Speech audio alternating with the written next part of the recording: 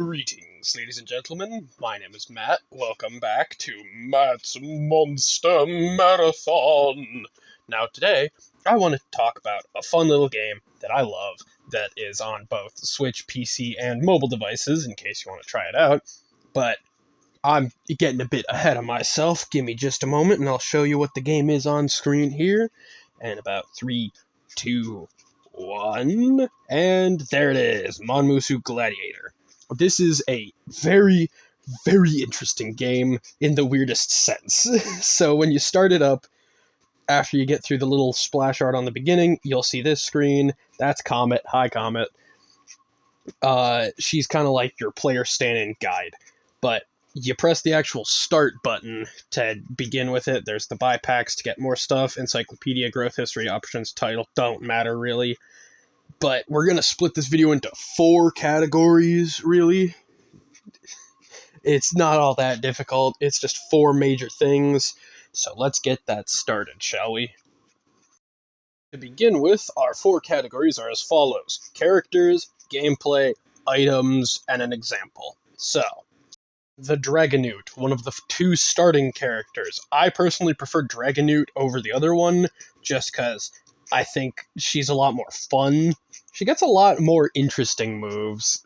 Like, she gets mostly like physical based, whereas the other one is a more balanced. They're both good though. I just personally like using Dragonute better. Solid pick. I would recommend this as your first choice of character if you get the game. Shiba Inu. This one's a fun one. Shiba Inu gets a lot more varied moves. Like, I know there's a poison one that's called like Serpent Blade. There's a lot of big damage, but a lot of lower damage with secondary effect moves. Bit more complicated, but still viable as an early game character, still fun. It's just a bit of a jump from Dragonute, so I'd advise doing Dragonute first, then Shiba Inu. But that's kind of it. Now, the Dagon Child is one of the characters you can unlock by buying a pack. There's the buy packs menu on the main screen is the gacha button. After each run, you get currency for the gacha, and it can unlock new cards, new items, and new characters, such as the Dagon Child. I love Dagon Child, not just because the mace looks like a sea urchin, but because she's unironically really fucking good. Like, if you do get the game and use her, use the Squishy Thorn starting item. It negates recoil damage, and so many of her moves do recoil damage. Like, she's really good, but unless you know that, you're probably not going to have a good time. The Vampire. Vampire is kind of an interesting one, because she's really stinking good if you know what you're doing. She's got a few lifesteal moves, and a few just really high damage but high cost moves. She's an interesting character. Not my favorite, but definitely not the worst. And that's kind of all I have to say about her, honestly. Now, Ostrich is my all-time favorite character. Unironically, I love using Ostrich. Ostrich is...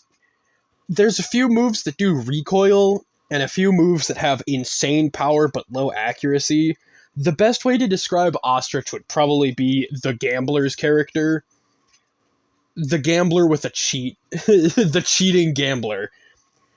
It'll take a while to get set up, but once you get set up, you're almost guaranteed to win. It's just the early game that's a gamble.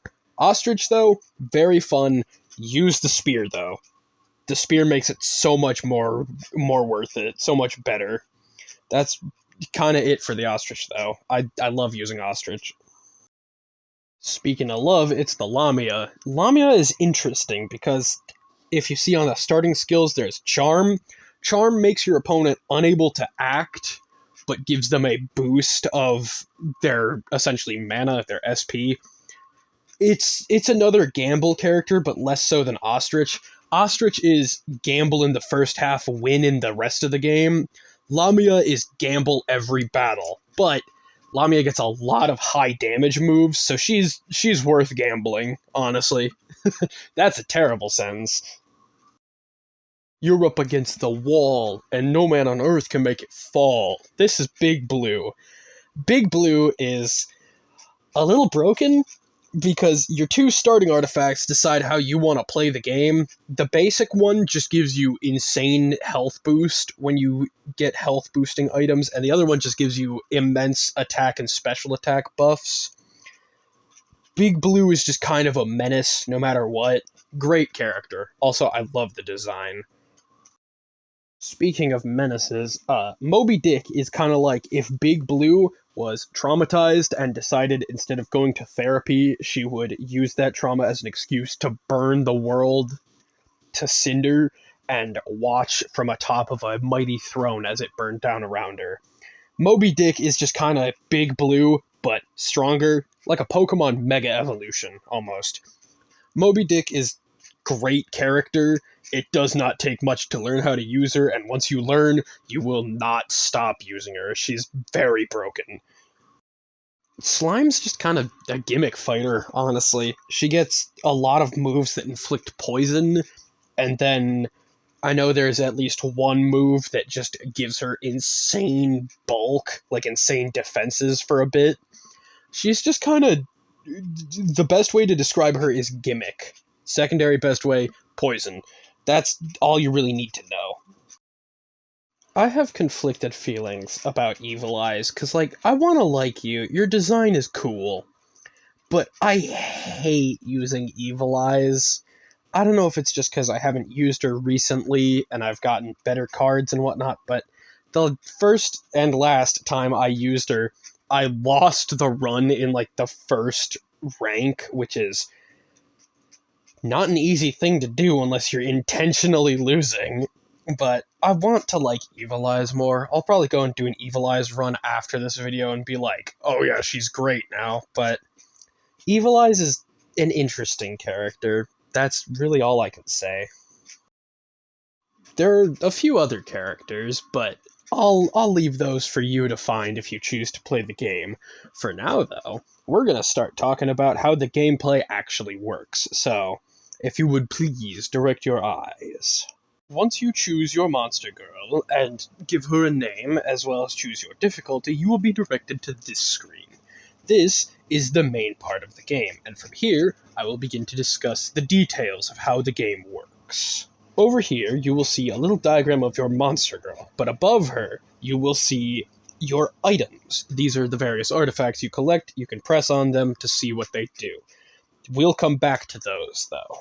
Now here, you will see your health meter and your gold. The health meter is important, because if it hits 0 in a battle, you will die.